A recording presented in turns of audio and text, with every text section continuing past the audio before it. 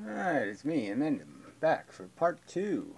Yes, of Stefan and Jordan.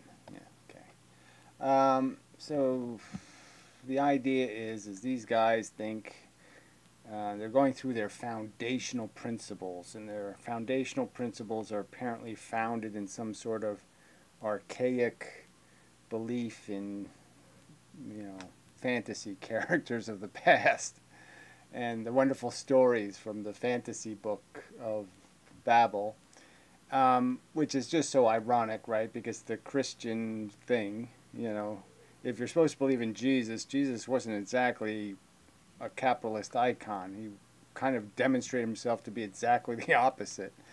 And, maybe not the opposite, but certainly not a freaking capitalist whore. It's just so obvious.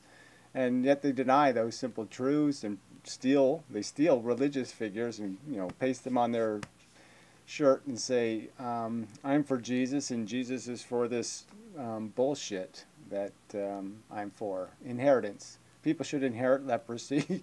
The people without leprosy should not inherit leprosy, and that's the way it should be. The lepers have leper children, and the rich have rich kids, and that's the way it should be. And it should never change, and it's just so stupid. But whatever. That's their fundamental principles. We have it. Too bad. We defend those who don't earn it. And yet pretend they are for some sort of meritocracy. So some sort of system that actually appreciates the fact when somebody makes an extra effort or takes an extra risks. Yet they're not really for any of that. All right now we have a tax code that completely defends the, the capital gains tax is a complete fraud. These are risk taker dollars, when obviously there's no risk in the tax code, because every dollar you lose, you'll be able to deduct the losses from your tax obligations on your winnings. So you can't really lose unless you don't diversify and in the last 70 years, you couldn't lose any money. Couldn't. Wait, innocent victim, because there's nothing more innocent and victimized than a baby. Like, no matter what a baby does, it's innocent. And no matter what... Well, whatever. Innocent, more innocent than what? I mean, how are any of us guilty until we've actually committed a crime? This idea that it's innocent. Innocent of what? Volition? It cries, it wiggles, it squirms. Isn't that all human beings are basically doing, is reflexively reacting to circumstances? So, just whatever. I mean, everything they say is nonsense. Threatens a baby, it's a predator. And that's reasonable. That's actually true. But when you start to divide the world up like that politically, Jesus, you better watch out. Right, and this hasn't happened anywhere on the planet. I mean, frankly, look at the lack of sympathy there is, like, say for especially like the circumstances of people who don't have children and are homeless, for example. Very little resources for those people. Males especially, just let them eat the garbage. No mental health facilities whatsoever. No institution of give a damn whatsoever. So this whole pretense that what's wrong with society is it cares too much is a joke. Okay, it's blackmailed. It's extorted. And these people don't have a solution to the extortion. What's their solution? Let the brown babies die. Right? Is that their solution? What's their solution? How do you fix it? Unless you start breaking the religious tenets and establish the fact that you don't have a right to reproduce. You don't have a right to have babies you can't take care of. You don't have a right to hold a baby up and say, I'm not going to take care of it unless you give me a paycheck to take care of it with. Well, why are you rewarding that behavior? And that's what they're doing. And they're doing it because the Christians say they have to. Their Christian morality says they can't impose sterilization on anybody. They can't tell somebody you haven't earned the right to have kids. What we're seeing, perhaps for the first time in history, is what a female totalitarianism would look like. Oh, I mean, it's an outrageous statement. Like there's some evidence of female totalitarianism. I mean, it's just it's insipid. It's so frickin' insane. At the very moment when Donald Trump has gotten elected President of the United States on the platform of grab them by the pussy. I mean, you know, just an amazingly fucktarded statement. Because we have no idea, right? I mean, women have only been represented politically, especially as a majority, for a very tiny fraction of time. We have no idea what females... Well, whatever. They've been voting for a very long time now, okay? And it clearly, we wouldn't have Social Security without women. We wouldn't have workmen's compensation without women. You know, all of the social infrastructure wouldn't exist without women. And the homeless would be even more neglected without women.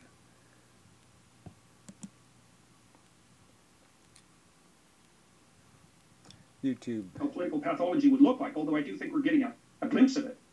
Okay, so let's get to this question of evil, and this is something that... So this brings up the subject of evil. Now we're on the subject of women and their sense of empathy for victims and the suffering and the ill-equipped. And that now is evil. And these are people who think Christianity is a guidebook. So it's basically... Christianity's guidebook is fuck them, okay? They didn't have hey, go get born to a richer mother next time, asshole. That's their advice. Jesus, amazing. Materialists have a great deal of problem with, and of course... Okay, so this is somehow a materialist problem. So now materialists are evil. And materialist doesn't mean materialist like in the sense of you're a greedy person. Materialist means that you believe that the universe is a cause and effect material thing that wasn't invented by a god. He didn't make it out of his god clay. That's what they mean by materialist. See, all the words are so broken. These people are such fucking duplicitous hypocrites because they'll talk about how precious their words are, and this is how they'll butcher them. You know, by saying if you're a realist who believes in a real physical universe, you're now a materialist because you believe in atoms. You don't believe that it's God all the way down. Therefore, you're a materialist. Utopians have a great deal of problem with, because of course for people like Mark... Utopians? You mean people who aspire to have a better world? Oh my God. Improvatosians. People who think we can do betterians, right? We can do betterians. Why don't you use that vernacular, Molyneux? Why don't you be honest for a second and describe people honestly? People who aspire for better. Improvatosians. No, you'll never be fair. And so on. Oh, it's your relationship to the means of production, and if we change the economic environment, we can achieve perfectibility. No, we can have improvability. Okay? And what's wrong with improvability? That's right. We can have a more merit system, an earn system, a system where the workers are rewarded, not people who inherited their ownership, the reins of the chains. Okay, yeah, we don't inherit those anymore. You have to earn them. And then everybody can despise you and you die and the chains are let loose. The slaves are free. And infinite virtue in human nature. The skepticism towards the perfectibility of human nature that comes out of Christianity in particular, to me, is one of the great safety stops on the escalation of our personal thirst for power. Do you believe, I mean, that was just such a rambly pile of shit. So he's saying somehow that Christianity restrains the very engine he thinks is productive. Stops on the escalation of our personal thirst for power. The corruptibility of human nature, from the fall to the temptations of the devil, to the temptations of this world, to the direct offer that the devil made to Jesus in the wilderness, that he could run the world, he could own everything in it. The fact that Christianity encapsulates a fear of the dark side of human nature, and as you point out, Jung talks about this, but the shadow allows us to always remember that we are susceptible to corruption, we're susceptible to violence, and thus to give people more and more power to correct the ills in society becomes dangerous in the Christian model, but in the left model, and to some degree in the right, mostly in the... Yeah, right. No, the Christians aren't at all dangerous when they have power. I mean, it's just such a joke to even say something that's silly, as if there's something about Christianity that is so moderate and and self-controlled, and it doesn't go off and commit genocides. Oh, please. Left, I would argue, they think everything can be perfected if you change the environment. It's like this environmental determinism almost. Right, yes. You get rid of the king, and then you can have a society. You get rid of this stupid idea that there's people among you who have earned it without earning it. This idea of entitled birthright. You get rid of this idea of birthright, and you force us all to demonstrate our value. And then get rewarded commensurate to the value we produce. Not the value our fathers produced, or our grandfathers produced, or our great-great-great-great-grandfathers produced, but the value we produce. Yeah, very dangerous. Yeah, there's two things I want to say. I mean, reward and punishment. It just doesn't work if you say, I'm going to reward people for no merit. You just break the whole point. It doesn't exist anymore. And you're advocating that we can't have a system that's really a merit system. About that. The first is, I want to tell you something that took me like 40 years to figure out. I don't know if I've discussed it anywhere else yet, but, you know, in Christianity... I imagine it's a sexual thing. Because, yeah, you don't look too like you got a grip on it. Anyway, yeah. Cheap shot, but it's there to have. There's this weird insistence that the snake in the Garden of Eden is a Satan. And it's a very peculiar insistence, because it's not obvious at all that in the original story, let's say you go back 5,000... Oh, fuck. So he knows the original story better than the rest of the people. And you go back 5,000 years when the story took place, right? Because the Earth's only 6,000 years old. Oh, this is pathetic bullshit. Yeah, it's just insanely pathetic bullshit. Years, or who knows how old that story is. It's really, really old. There's no real evidence that when that story came out, that idea was part of it. But it's a... Oh, yeah, so the first version God spieled to us was a completely different story. In that one, Cain had, a legitimate wife. Who knows? This is so bad. So the whole tree of knowledge thing, there's so many metaphors you can come up with, but this idea that Christianity, that the Christians have any clue whatsoever what that story means, except Eve is a cunt. That's all they get from the story. Eve is a bitch, a selfish bitch, because she gave Adam an apple. Yeah, not because she ate it, but because she gave it to Adam. What a fucking cunt. Brilliant idea. So just let me walk you through it just for a second. So imagine that I already mentioned that the part of the human mind that responds to the unknown is built out of the predator detection circuits. Okay, this is just his crap. Okay, yes, so first there's this unknown that we're supposed to accept exists. I don't know, what's that exactly, the unknown? And that somehow my predator faculties are going to be aroused because the unknown is coming. And so people relate to this. You don't know that it'll be cancer that'll kill you. No, you're afraid that it's the unknown that'll do it. Well, it's not going to be the unknown. It's going to be something we know about. I'm sure you're going to die because of something we already know about. And that makes sense, right? Because you go beyond the confines of the campfire, or you go out of your damn tree like 20 million years ago, and some horrible thing eats you. And so the unknown and the thing that eats you they're the same thing. When it comes right down to it, they're the same. Does that make any sense either? What is this? You hear a duck quack and you can't tell the difference? Oh, well, I know that's not a saber-toothed tiger.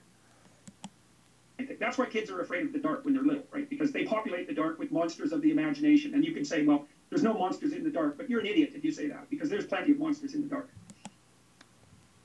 So this is their foundational understanding of human psychology, is that we are appropriately afraid of the dark because there are real monsters. The dust bunnies are coming for you. Sharp teeth. Okay, so what you have set up in the Garden of Eden is the idea that in the optimal human environment, a walled garden, so that's half culture and half nature, there's still to be found something of predatory danger and something that will simultaneously wake you up. Because there's nothing that wakes you up more than it. Oh, where was that in the story? It was the perfect human environment. There was no boogeyman. There was nothing to be afraid of. Everybody slept very well. The lion lay down with the lamb. Everything was quite nice. No harms, no fouls. An encounter with the predator. But anyways, okay, so then you think, okay, what is that? What is the snake that always poses a danger to human beings? And you could say, well, at one level, it's a snake, literally speaking it. And then you could say, well, it's not a snake. See, I mean, obviously the snake is getting, butchered by all the old stories because snakes were such a, they were such creepy motherfuckers. I mean, they'd climb into your frickin' clothes, when you were sleeping. They'd do all kinds of sneaky shit, and they're not doing it on purpose, but yeah, they'd always find a way to get you, and, a lot of them were extremely poisonous, and you die. So, yes. But what does this have to do with anything? It's a predatory reptile. And then you could say, well, no, wait a minute, it's not a predatory reptile, it's predators as such. So the snake is a symbol for the existence of predators as such.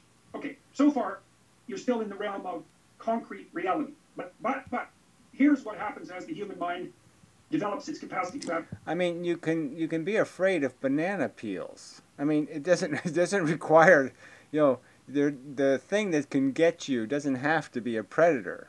It can just be the liability of, like an earthquake. It's not a predator. Well, wait a sec. What's the most dangerous predator? Well, it's not a predatory reptile. It's another person. Okay, so now that's starting to become something psychological. The snake is the snake in the other person's soul. That's a really dangerous snake. But then you can take it one level of abstraction even above that. Yes, and Jesus sort of identified who these evil people were, these money changers and these greedy people, 7 deadly sins kind of things, these people who think they're better than everybody else and think they're more entitled than everybody else. Yeah, You say, no, the most dangerous predator is the snake in your own soul.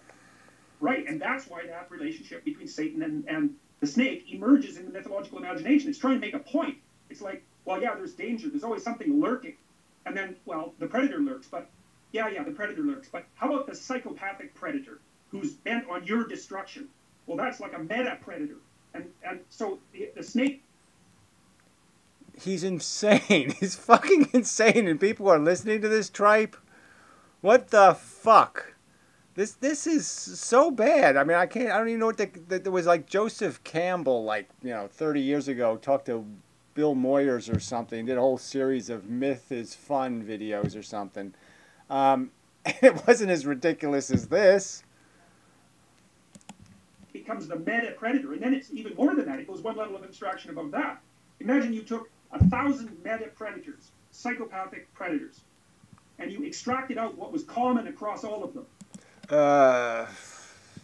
Long metally things coming out of their fingers. Yeah, Freddy's nightmare. That's what Satan represents. Right. And right. It's killer work of imagination to it's an artistic work to make that revelation appear in image across thousands of years without any real conscious realization of it.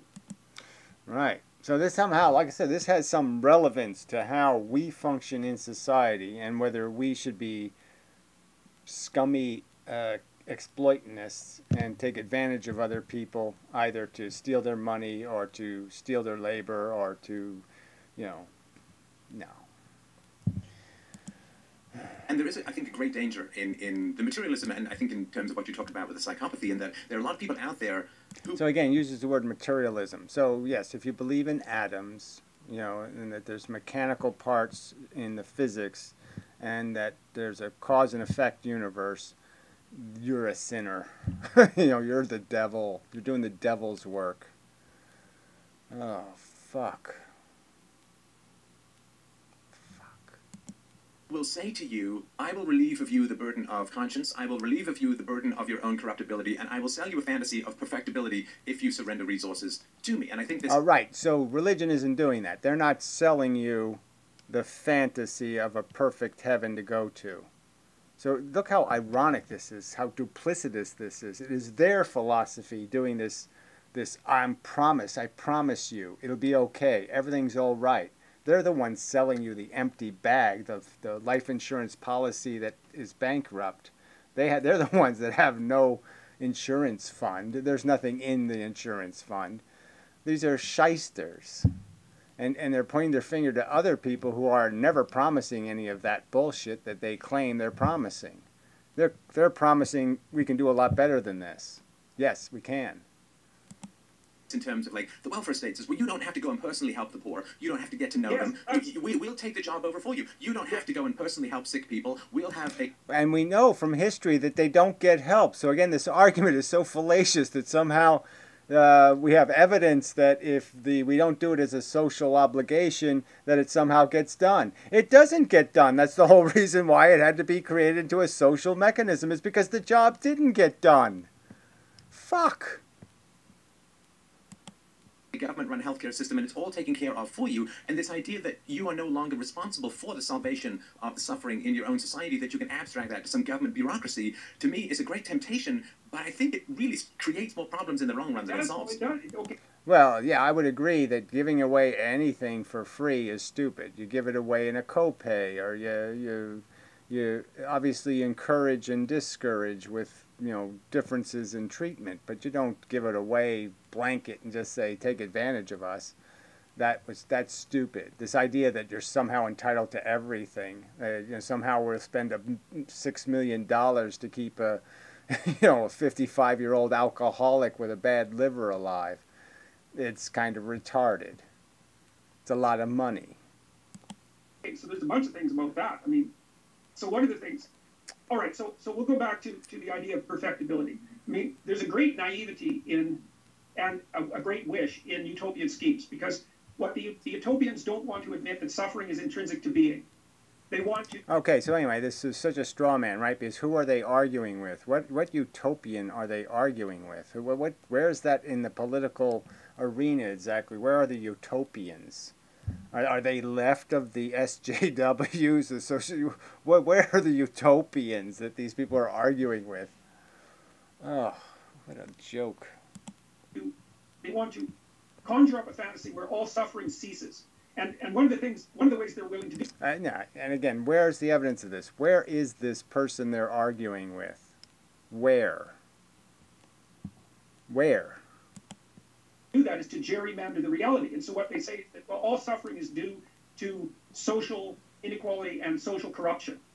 No, and nobody, so again, this is just such a straw man, right? No one's making that argument, but the obvious argument is that there's a certain amount of pie that's produced by the human race, and we're clearly giving a huge percentage of the value of that pie to a tiny, tiny fraction of the human race. All right, they're taking a giant section of that pie, and with that section, they're controlling what kind of industry we have, and their understanding of a good job or a good scheme is not a scheme that makes the human race a better place, that builds infrastructure, does something productive. Their schemes are all kind of, small print rackets where, let's steal as much money as we can, and let's cut as many corners as we can. Let's not give a damn about the welfare of the workers or anything else. Their mission is one mission: make more money, more graft for them. And we can do better than that. It's like, well, no, half of suffering or a third of suffering is attributable to corrupt social institutions. Fine, no problem. But then there's the suffering that is just an intrinsic part of human nature. I mean, it's like none of these people have ever known anyone who is actually rich. Because the first thing you find out when you know people... Oh, so this is going to be really funny, right? I mean, from my perspective, just because I've lived among them for most of my life. But let's hear the joke. Who are actually rich, well, and as we all are, by the way, even though we don't notice. Oh, well, that makes a lot of sense. Yes, we all have the same wealth. We all live in the same comfortable homes, and we all have the same nice cars, and we have the same health insurance, and we have the same everything. Oh, yeah. Oh, that's right, we don't. Because by historical standards, we're so rich, it's ridiculous. But it doesn't solve most of your problems. So you still get divorced. You still get old. Your kids still have problems. Like, you're still anxious and unstable, and you get ill. I mean, and we know from the right, and you stay ill for much longer because the system does keep you alive to die again.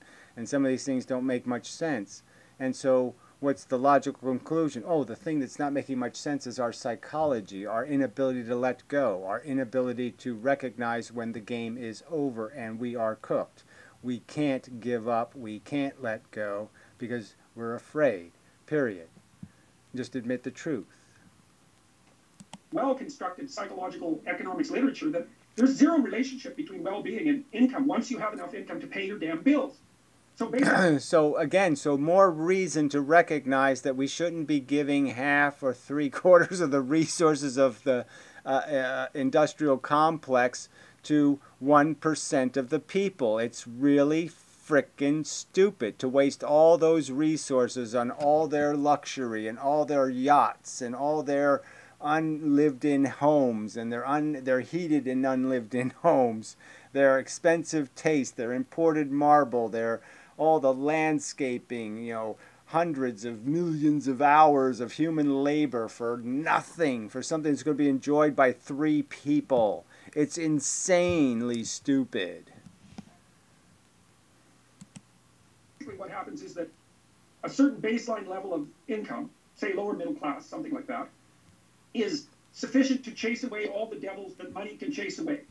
Right, and most people aren't living on that though, right? I mean, so most of the people are under that. So they're quite aware of the fetters of their poverty. But more than that doesn't help at all. And so, but then right. So right there, you're making the argument against the capitalist system that insanely sends a tons and tons, most of the value going to this 0.01%. Why have a system that does that then? Why endorse a system that does that? Especially when they don't earn it. That we're giving it to people who inherited it. They didn't earn it. They'll never make the argument. Again, none of these people who defend this crap will ever be able to explain why the duality of why we expect our sports heroes to earn it. Why do we do that? Why do we expect artists to earn it? Why don't we just say you're the son of a great artist, you're now a great artist. Whether you can paint or not, doesn't matter. Okay, this isn't about earning anything, right? So in none of any other aspect of life on this planet as a serious thinking human being does anybody say birthright should mean something, except in the biggest game there is, survival. Then all of a sudden they say this game's about my kind versus your kind. And I don't have to earn it. I can inherit it done. Partly because suffering is built into the structure of existence. In terms of its very nature, you have to contend with your own weaknesses and demons and the weaknesses and demons in your family and state, and money just doesn't keep them at bay. In fact, in some situations, it actually makes them worse. Oh, we think of the lottery winners and what happens to their personal relationships. Right, and so another thing we shouldn't be endorsing, so another stupid liberty that doesn't do people any good at all. And again, it's not about prohibiting it, but why don't we have a rational conversation about discouraging it and explaining to people how this isn't the way to engineer a great society, is to think you can fix problems with gimmicks. Oh, definitely. Well, also, if you have a characterological weakness, money allows that to exploit you to the nth degree. You know, I mean, by the time Howard Hughes was done with his obsessive-compulsive disorder, he was occupying entire floors of hotel buildings with all the windows blacked out, surrounded by jars of urine. Like, you just can't do that unless you have $100 million. Okay, there was a guy in Canada who... Well, he had a lot more than $100 million. Newsflash. Was a drug addict, and he won the lottery, and his addiction, of course, took him by storm because all restraints were removed. The guy ended up in jail and was like on his knees thanking God that he was in jail because it was a far better existence for him than being free, pathological, and rich. Oh, man, if you're an addict, money is the worst thing that can possibly happen to you. And these are the capitalists arguing this. So what rationality is there here? So what is their message somehow? You shouldn't want money. You shouldn't want your entitlement to value, because that value is going to corrupt you and destroy you. Let us have the value, because see, we're not going to be corrupted by it. We're not drug addicts, so we don't have a problem. So let us be the trillionaires, you see, and you just stay poor because that's safer. These people are psychotic. So the idea that money, it's so funny because the socialist types really critique the capitalist system, but they're just as obsessed with money. They just think money can solve everything. It's just that the wrong people have it. It's like there's a bit of truth.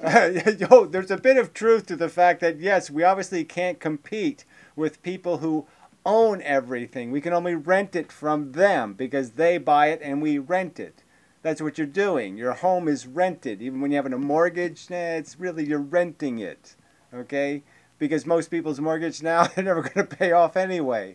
But the whole point is the price of that home has been insanely inflated because of the lack of value of your money and the fact that they have so much and they can just buy everything.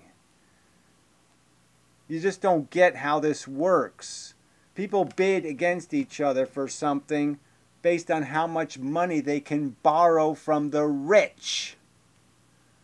If they had to use money they actually had, then the price of the house would go way, way down. Because I think the data showing that as inequality increases, societies destabilize.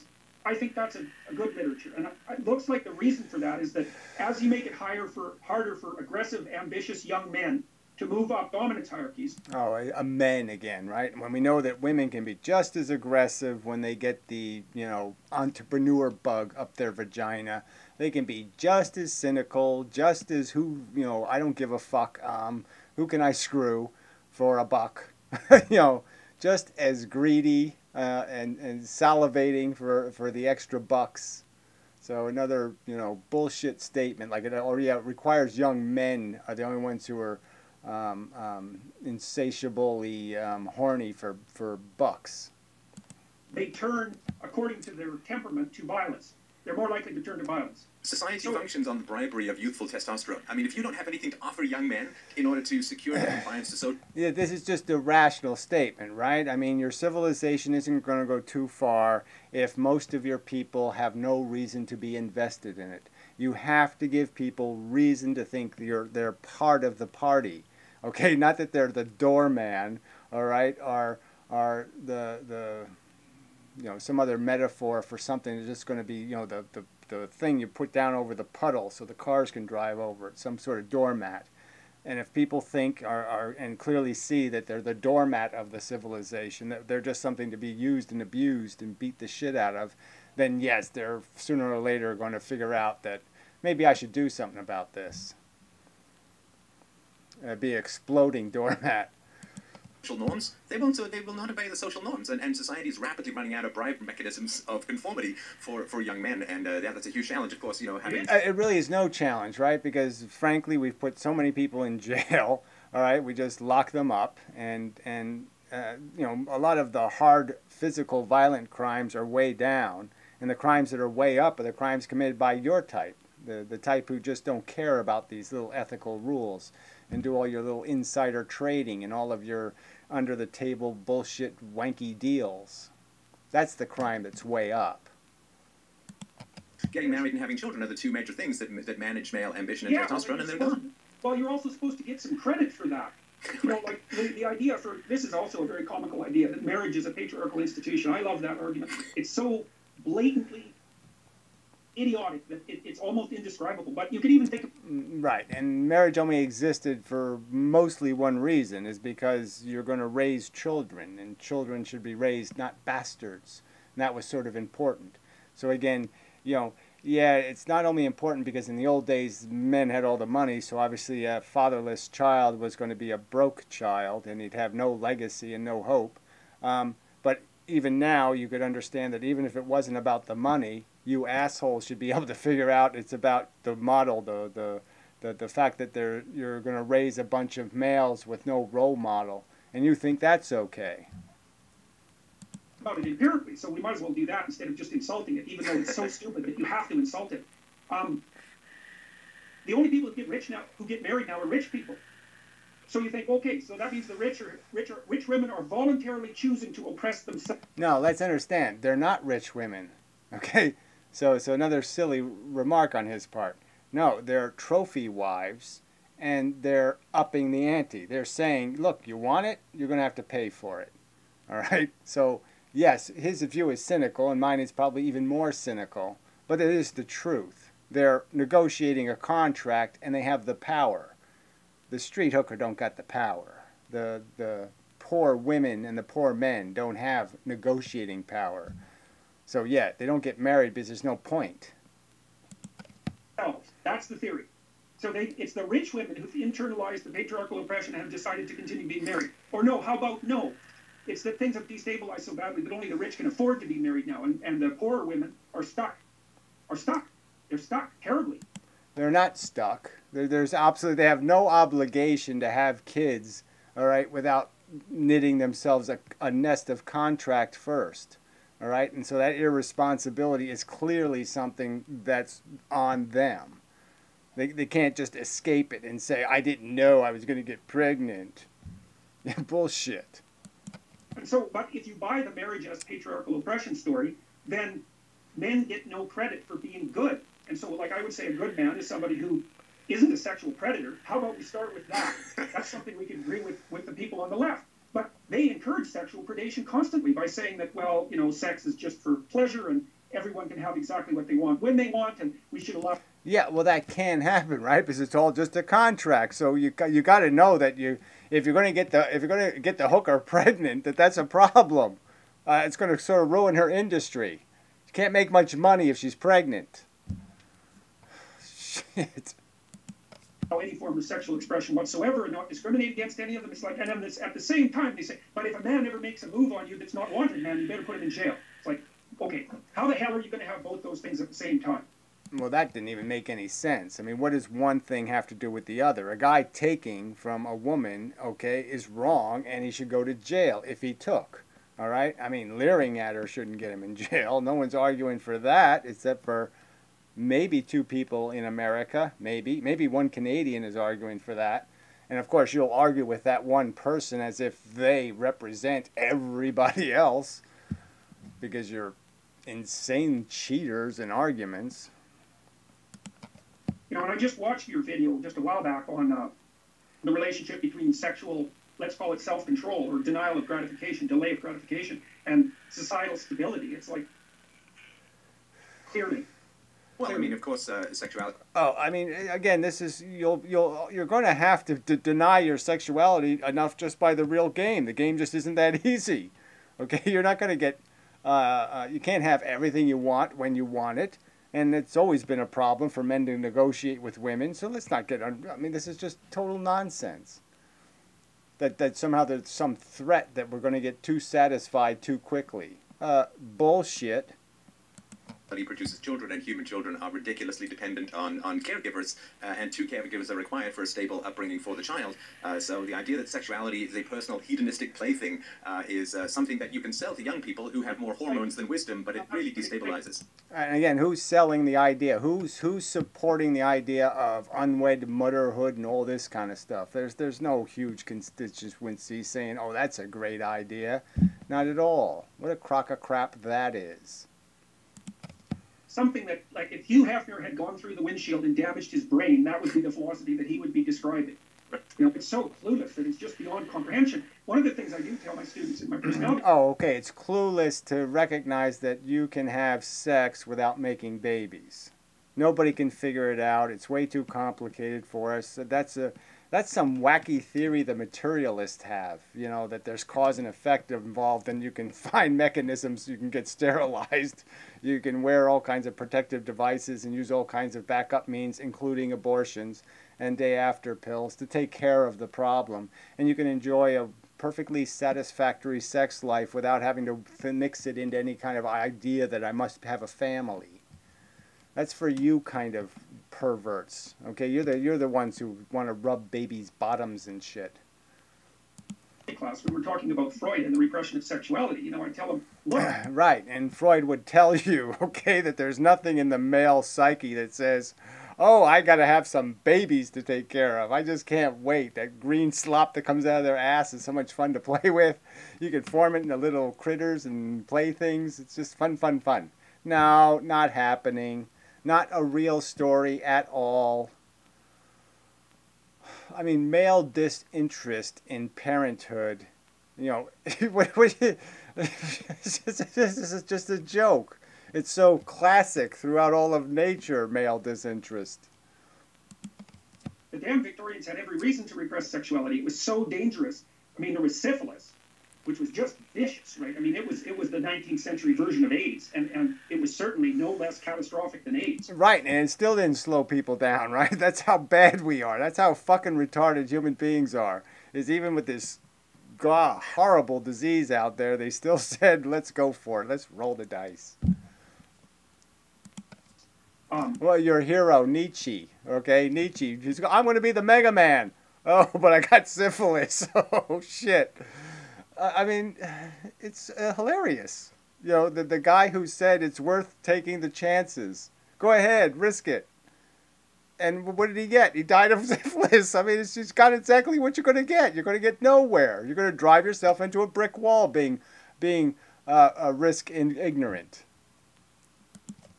And then if you were pregnant, I mean, everyone was so damn poor, roughly speaking. If you were female and you had a pregnancy out of wedlock, you were just screwed. For your entire life was gone. You're going to end up on the streets. And so sexuality, sexuality puts the needs of the species. I mean, you're still screwed, right? You're not going to be living in a mansion somewhere. You're going to be living in some shitty city, in some shitty, hovely, affordable housing project full of a bunch of horrible, obnoxious people, a bunch of dysfunctional people. Okay, and your kids are going to be raised with their dysfunctional kids, and it's just going to be one big pile of dysfunction. Nothing to celebrate there. We haven't changed that equation much. You're still, a woman getting pregnant too early is still as doomed can be. Before the needs of the individual, and it's as dangerous a force as Freud pointed out as untrammeled human aggression, and we're so immature about it. You also talked about the proclivity of the left to lift responsibility off the individual. Well, that's an interesting thing too, because one of the best predictors. Okay, so again, their argument is, look, there's a choice here. Okay, they're saying the left wants to relieve the welfare whore of any responsibility, that they don't want the men who impregnate these women to take responsibility, that they don't want the women to take responsibility, that they don't want them to be good parents instead of shitty parents. They want them to be drug addicts and slobs. Because why? Oh, because they recognize that the children have value and somebody's got to be there to rescue the children. So until you have an answer for that, until you build orphanages that are of a high enough standard to be good enough to say, let's take the kids away from these reckless slobs, or some other solution. But what is your solution? Just neglect. That's your solution. Neglect them. Let those children eat garbage on the streets, become animals, and then you can kill them or incarcerate them later. That's all you're saying. You're saying don't pay any attention to the problem. Don't do a damn fucking thing. That's your fucking answer. And it's stupid. It's cruel. There's a left-leaning political ideology is low conscientiousness. And people who aren't conscientious aren't responsible. And so they're motivated also to assume that power hierarchies can't be predicated on competence. And it's in their best interest to presume that because they don't work hard.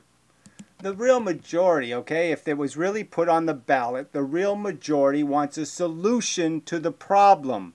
All right, now if you put it on a ballot, I think the rational majority would say that, yes, we'll let you have a kid on the system. But if you want the check, you're going to have to agree not to have more kids. You're going to have to get sterilized. You're going to have to show some responsibility before we're going to give you the tools to be more irresponsible. They'd want UN food tied to responsible birth control practices. They wouldn't want to keep giving money to countries where there's too many people living on too few resources, living in the middle of a frickin' desert. And they know, well, we feed them and they have more kids. They just keep increasing their population. We're not fixing the problem. We're making the fucking problem. And I'm sure if you put it on the ballot, do you want a solution instead of these two idiotic choices? They're going to say, yes, give me a solution. Religion isn't the solution. Some frickin' idiotic ban on abortion isn't the solution.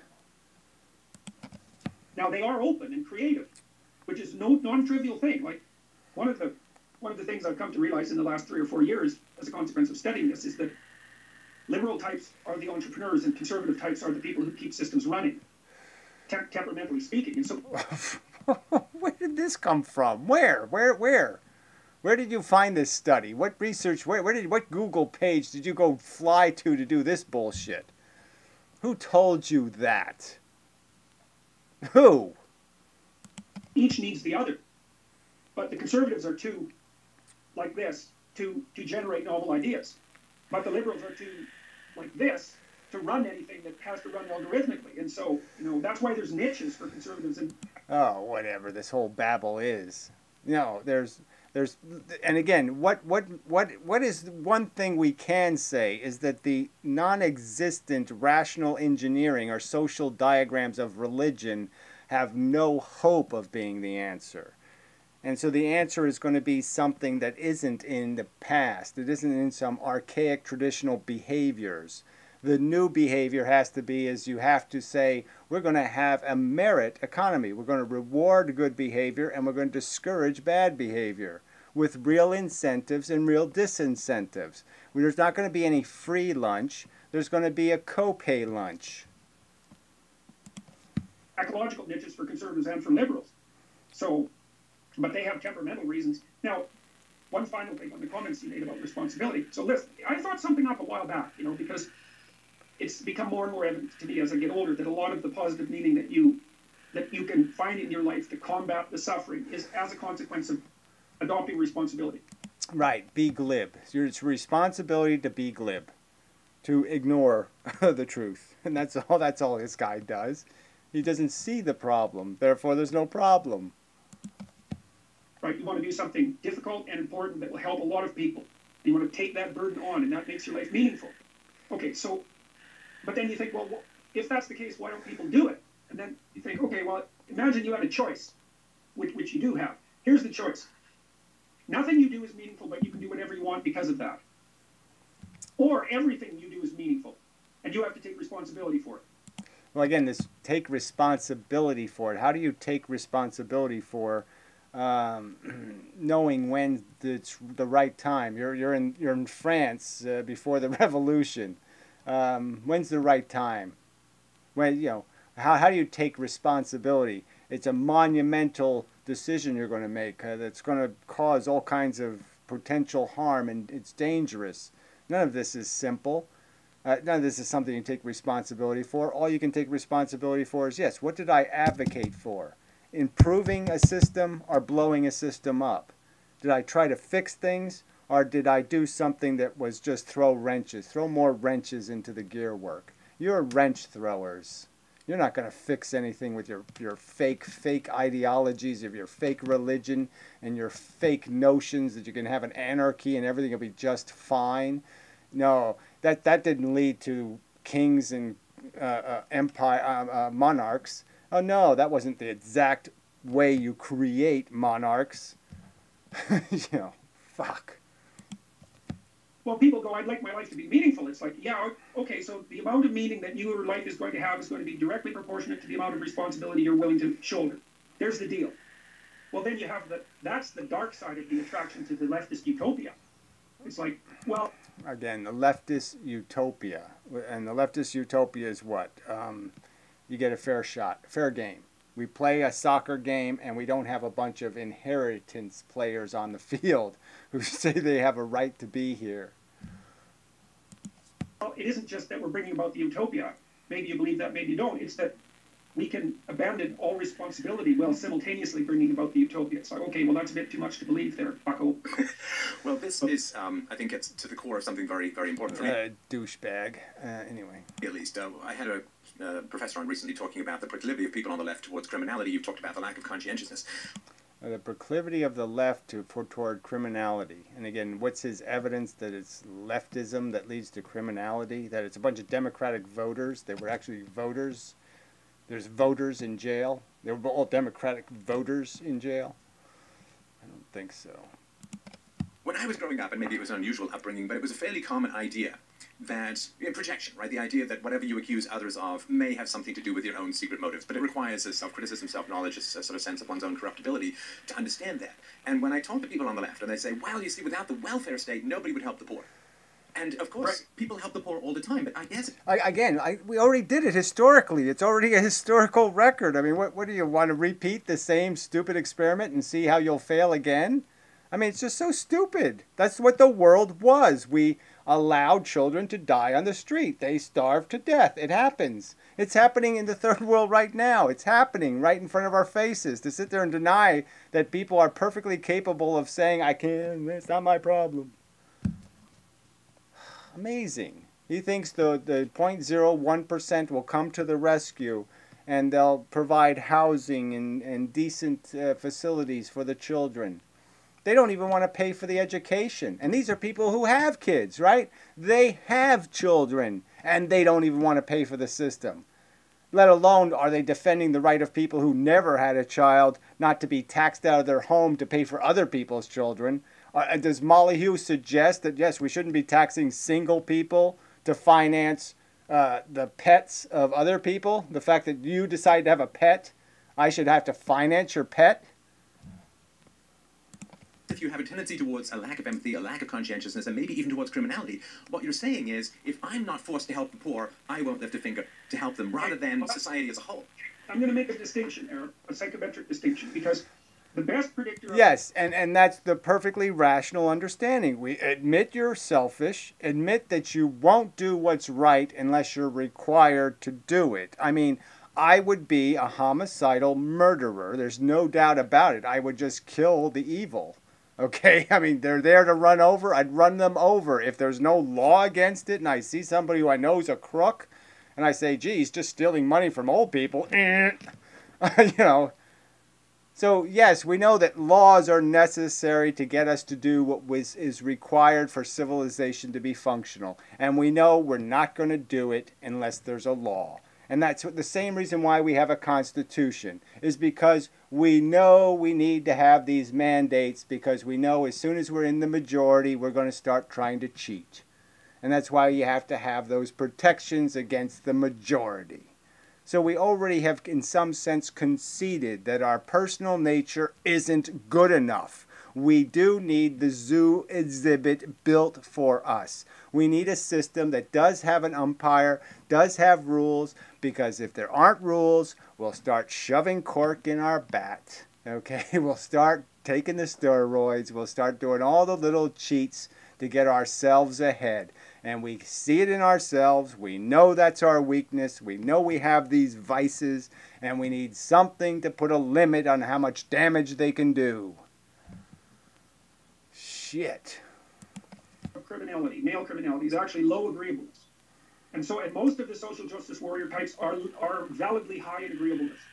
So they're not, and you think about that, is that most of the incarcerated criminal types are tough guys who are doing bad things on their own. I mean, there's gang members, but forget about them for a minute. That's a slightly different case. Yeah, those are kids, right? The gang members are just exactly the kind of thing we created, the neglect. Are the rich people right now, there's really no infrastructure. There's so little money spent, okay, on really doing anything constructive to pay, okay, urban youth any kind of reasonable salary to be civilized. There's absolutely nothing, there's no evidence that civilization gives a shit about them. All right, and so yes, they'll make more money on the streets being a criminal than they'll make doing anything honest in civilization. And those are the choices we've put in front of them, and then we somehow are surprised that they choose badly. I mean, it's just so disgusting. You people are just such pieces of shit. You created these monsters with your neglect. That might be more associated with the left is that associated with low conscientiousness. And that's more like parasitical lifestyle. If you look at Robert Hare's work on psychopathy, it breaks into two factors that are roughly, you can map them out roughly on the big five trait space. And so... All right, psychopathy on the treep space. What the hell is that jargon? Yeah, all right, that's right. Distract them. Throw a big word at them that they don't know. Elephopotamus. The predator types they're low in agreeableness. And they're people who basically view you as a basket of exploitable resources. And I'm not complaining about low agreeableness. In measured doses, it's an extraordinarily useful trait because it makes people tough and blunt and willing to hurt other people's feelings when they tell the truth. And they're playing turns because it has a fin that produces resistance, and society needs those who are going to resist its edicts. Oh yes, right. You know, like these are the people resisting something when they're the people trying to impose the jail cell on you. I mean, it's just so amazing. They're the slave owners. I've got a wonderful little terrarium for you to live in. You know, yes. Exactly right. And managers, for example, who are low in agreeableness do better than managers who are high in agreeableness because they don't get pushed around. Oh, whatever this is, agreeableness. Oh, God. Why don't you start talking about handy-abled people now and some other kind of...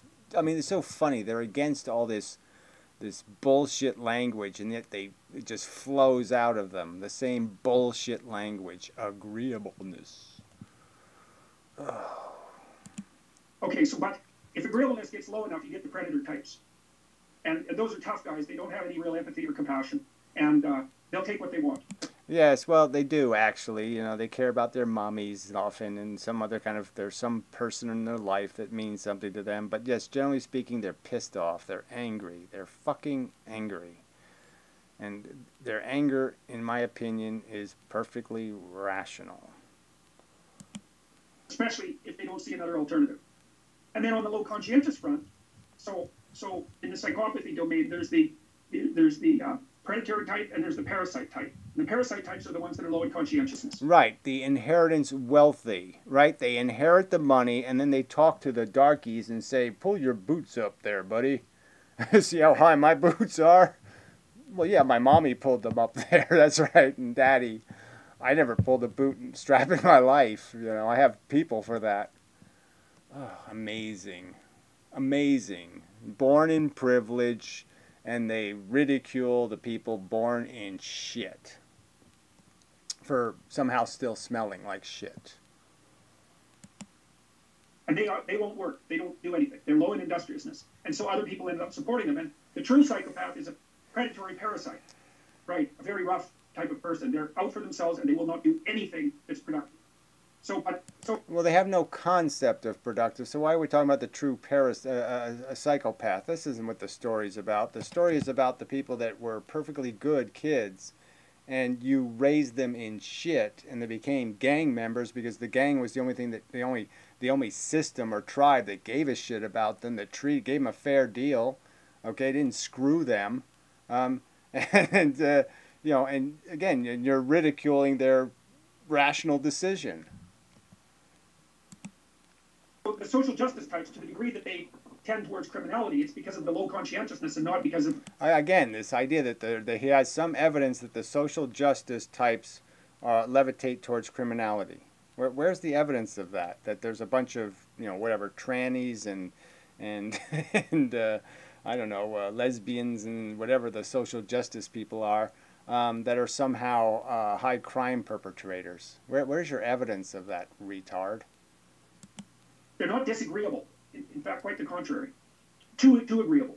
Well, unless you disagree with them, right? I mean, we've seen this in some of the... That's because I know... I mean, this doesn't make any sense at all, right? Because obviously the social justice warriors are these idiots. They'll stand up in a, you know, because somebody's giving a speech and they'll do all this acting up and all this hysteria. I mean, it's hardly agreeable. They're hardly polite.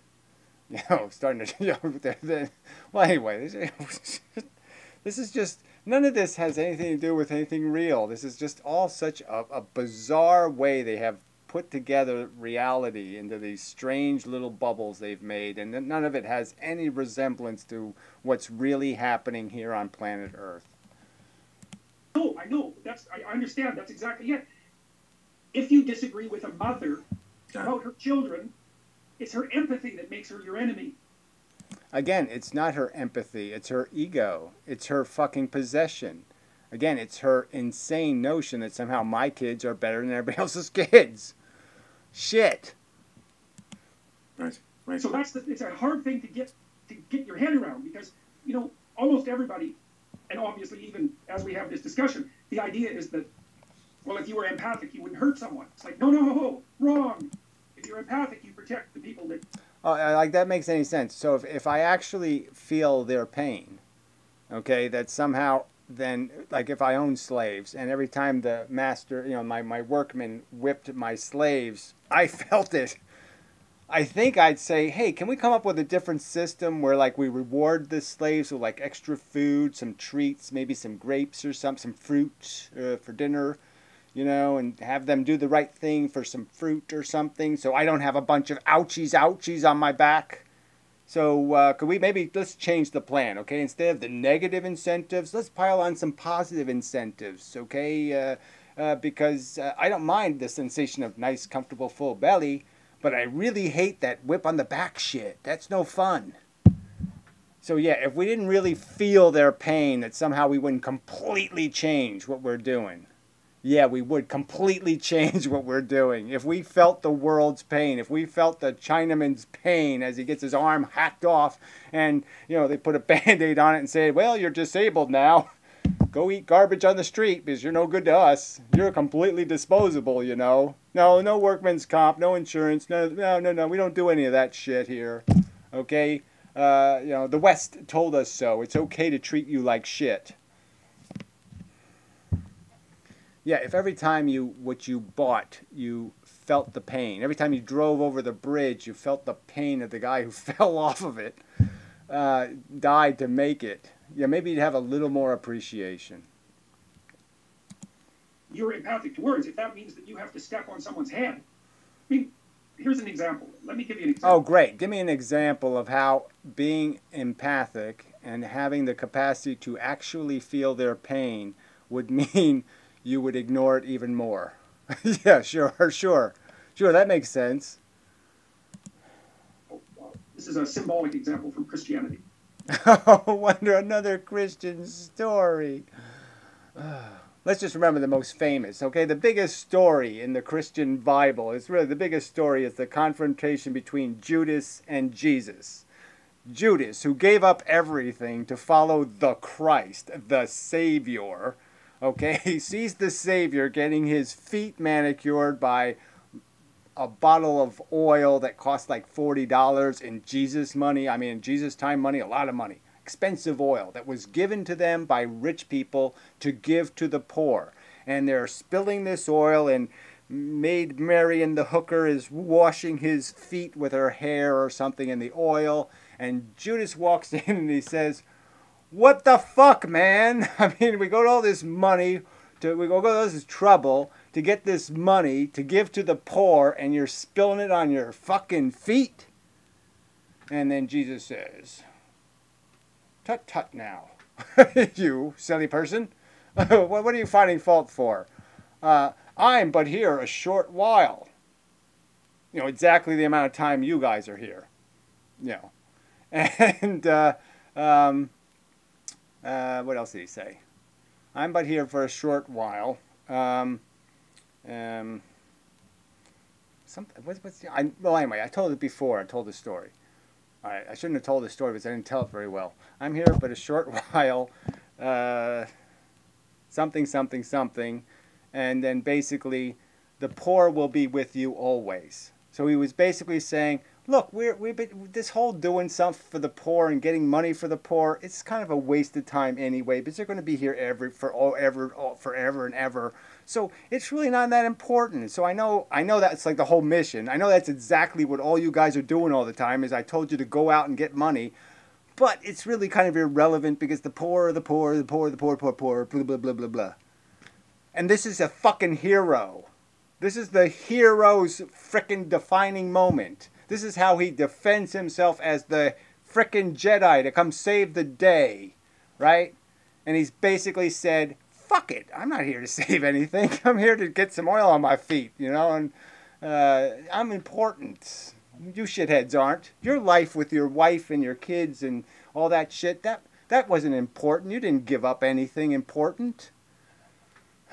No big deal. What are you all pissed off about? Right? So Judas is the criminal. Judas is the evil one, okay, for doubting the integrity of this claim that this was the Savior. This is God mortalized, This is God's values in mortal form, come to earth to save the fucking day. And what does he say? The poor will be with you always. Christianity is such a pile of shit. So one of the most common and famous representations of Mary has Mary holding Christ up often to her left as an infant and stepping on a snake or a reptile. And okay, he says this is the most famous. Now, right, if we went to 100 people and said, what's the most famous image of Mary that you can think of? They're going to come up with this, I'm holding Jesus and Mary stomping a snake. Fuck. I don't think so, Jordan. I think that's a preposterous exaggeration. That has a whole variety of meanings, but one of them stems from what God tells Eve when he kicks Adam and Eve out of paradise. He says that the descendants of Mary will bruise the head. Oh, and let's understand that Jesus was supposed to die for sin. He apparently never died for the sins of. They never forgave Eve, okay? Because women still have periods and pain in childbirth. That's the loving God does. The loving God does. Eve commits a sin, and he punishes all women, all girl children forever. That's the ethics of this wonderful God come save the day. We need some of this more good old Christian values. We need more Christian values in the world. Let's punish the children for the sins of the parents. And that's exactly what they believe in. And the children should be rewarded for the merits of the parents. That's their ethics. That's the architecture of belief. That's what they believe. That's how the world should work. That's a good, fair game. Fuck. The snake, roughly speaking. Okay, so that's one reference point for that symbol. But the other one, you could just look, all you have to do is think biologically and look at that damn image for 1 second, and you know what it means. It means that women have been protecting children from predatory reptiles. Oh, and like we wouldn't imagine that men would do the same thing for the children they're invested in. That they wouldn't sit there and stomp a steak for their kids. Of course they would. How could this mean anything? For like 60 million years. Of course, we weren't people back then. I mean, I know my evolutionary timeline, but the point is that she's not, her empathy towards her infant makes her a deadly force. He doesn't know any timeline, right? Right? I mean, he just was talking about how 5,000 years ago, the story of, whatever. Force towards the predator. And so, and that's the right, I believe that's the right way to conceptualize this, is someone is going to be very nice to you who's agreeable unless they think that you're a predator, and then, boy, you better look out because they're a mother grizzly bear and you're the stupid hunter that's... Anybody rational, okay, should have a bit of a phobia of predators. I mean, it's just a rational response. And let's understand that women have been the prey. Let's understand that they are weaker, they are vulnerable, and it's just silly not to recognize biological facts. Shit. It's pretty hard to... You're not going to get raped by a woman. I mean, unless she uses some other object to, penetrate your anus or something. Okay? But you can't get raped. Between her and her cubs. And it's, to me, incredible how people with particular political or social agendas have managed to harness female nature this way to make them almost domesticated livestock of attacking their enemies. And I think this has just been a brutalization of what is wonderful and glorious in human nature to turn into the service of political agendas by filling women with, particularly more educated women, with very... I'm trying to think of the right phrase here, Manichaean or light and dark depictions of the world. This basket of deplorables that... Yes, there you go. Oh, so these guys, because they don't use the basket of deplorable word, but they use the word I despise. So it's okay to say I despise, but it's not okay to say basket of deplorables. This is just so insane that the right has all this contempt and all this fear mongering about these evil liberals and their evil agenda. The commies are coming. I mean, it's just such a joke. Hillary Clinton was talking about, but there's our side, and then there's the completely demonized other. And this, of course, is denied by Freud, denied by Jung, denied by people with self-knowledge, that you can't just take your own darker nature and justly project it on entire categories of people and attack them and think you're doing anything other than manifest. Wow, an amazing speech, right? He does this all the time. He pigeonholes everybody. He ties everybody to, we're all liberals because we somehow love criminals, and we somehow are making the criminals criminals, and we're on the criminal side. You know, just amazing projection. Confessing the very wrong you're claiming to oppose.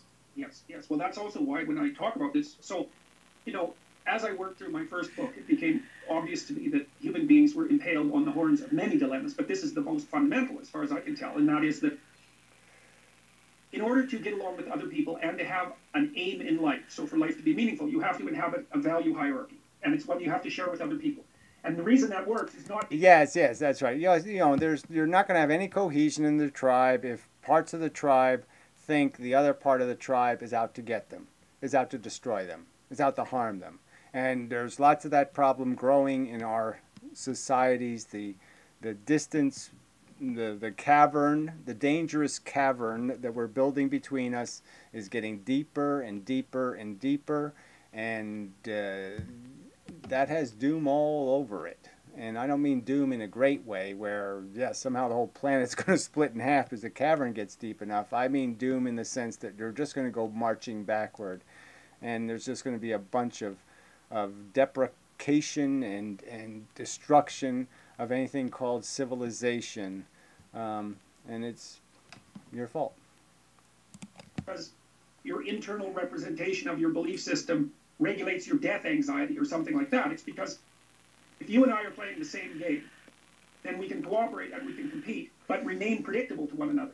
Right, and so obviously we're not playing the same game. So again, the elitists are saying we're entitled to inherit all the weapons, okay, all the cheat codes, all the entire game is ours, all right, and you are the peasants and the slaves, and you don't have anything to say about it. We own all the little buttons to push, and we own all the control mechanisms, and we earned it. And it's just such an obvious lie that why wouldn't the peasant say, oh, fuck that? And so if I share a culture with you, we can occupy the same space and act together without disrupting the agreement. And the problem is that you're a horrible creature full of deadly snakes, and so am I. And so if we don't have that agreement about how each of our actions is going to affect the other, then we'll step outside of that. Right. You keep giving the king more swords, then yeah, I'm rationally going to say you're my enemy. You're just giving the violent, the evil forces more. You're feeding the snakes, quite obviously. So why shouldn't I think of you as an enemy? A dangerous enemy. A contractual space, and we'll turn into killers. That's what happens. And so you want to keep your culture intact so that you can predict the behavior of other people and cooperate and compete with them. All right. The problem with that is that if you live in one value hierarchy and you encounter people who live in another, you either have to risk the disruption of your hierarchy or you have to fight.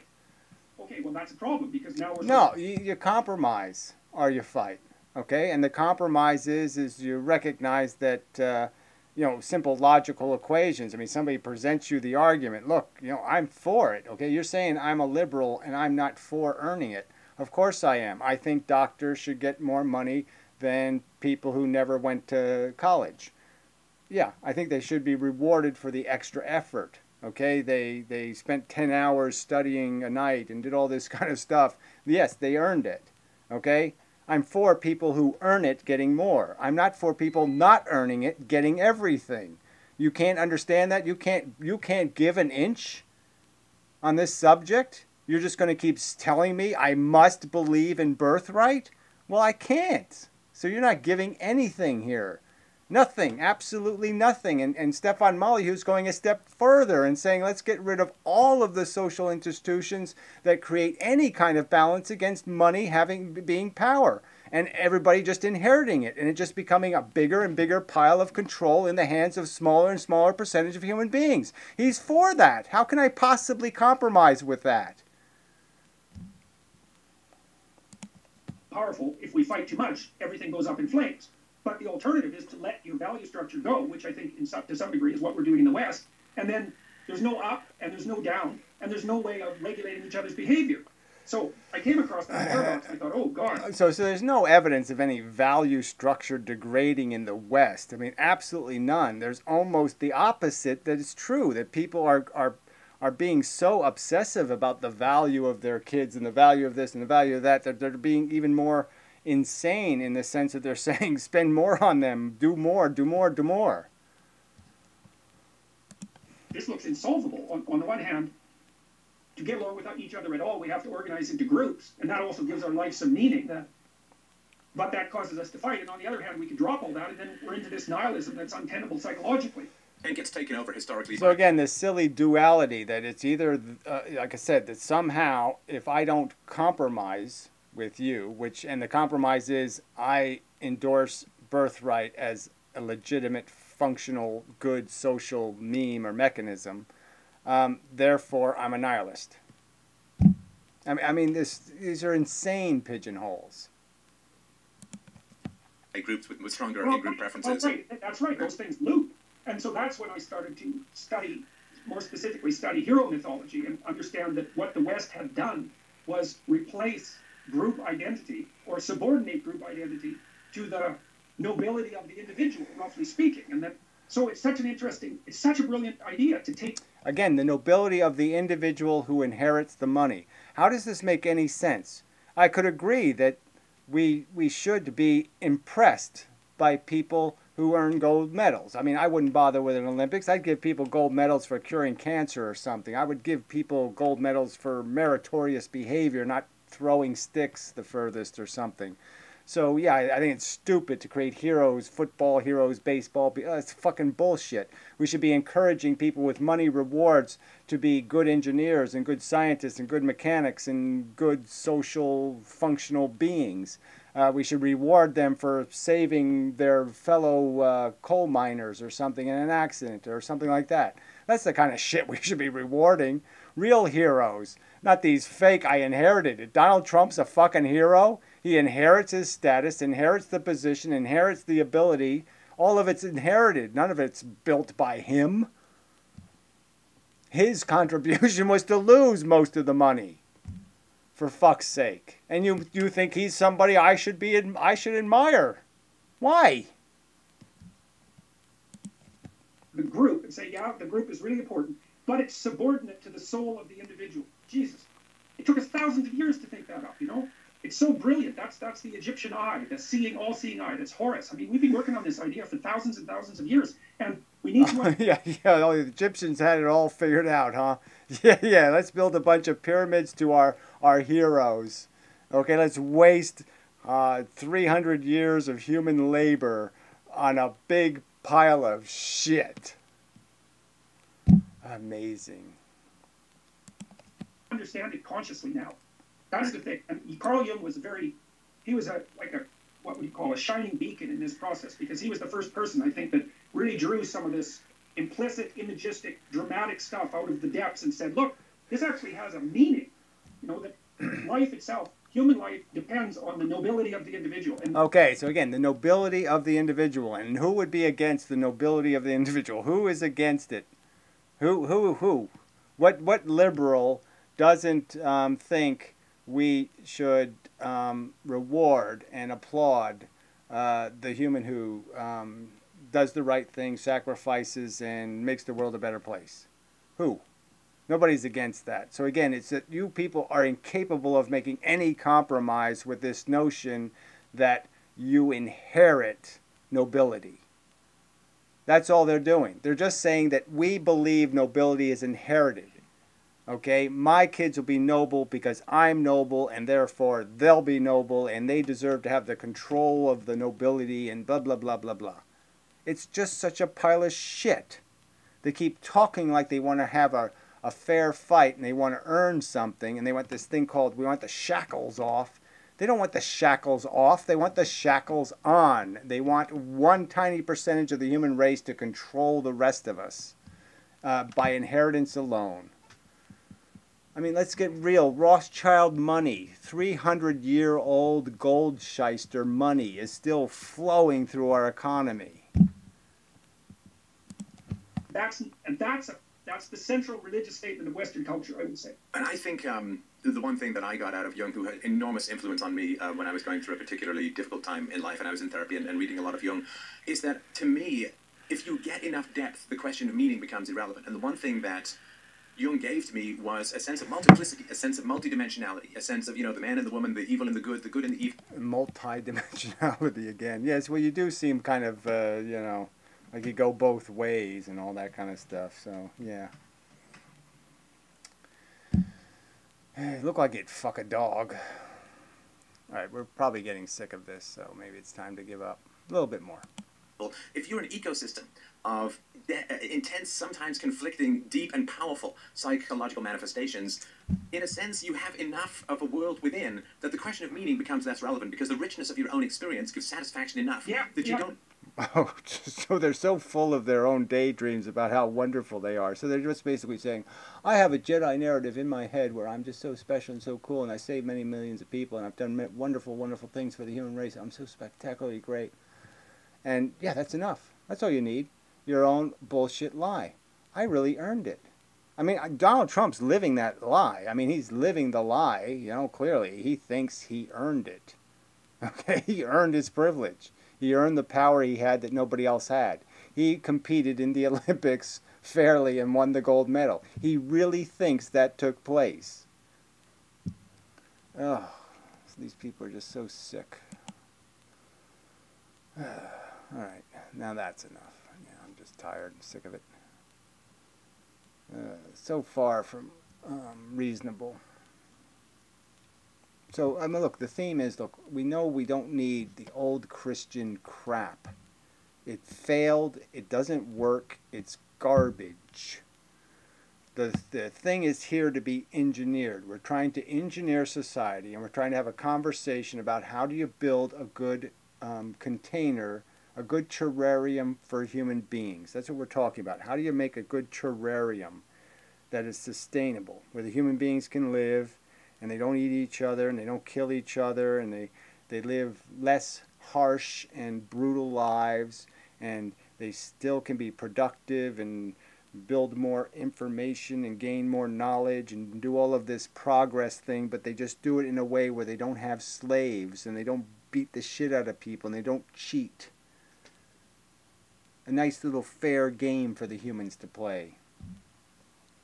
And their solution is, let's throw back in these archaic notions of, yeah, punish all the girls because Eve was a sinner. So it's kind of amazing, right? All men weren't punished for Cain's crime, killing his brother. That's not so bad. Giving Adam an apple, oh yeah, fuck the bitches, all right? But Cain killing his brother, nah, no male crime there. No reason to punish all male children forever and ever. Some fucking God. Ugh.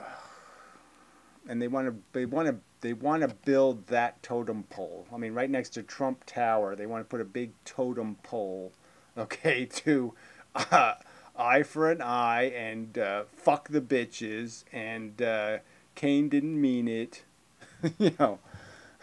and the poor will be with you always, so fuck them. Including their kids. Fuck their kids, yes. Might as well. They're going to die anyway.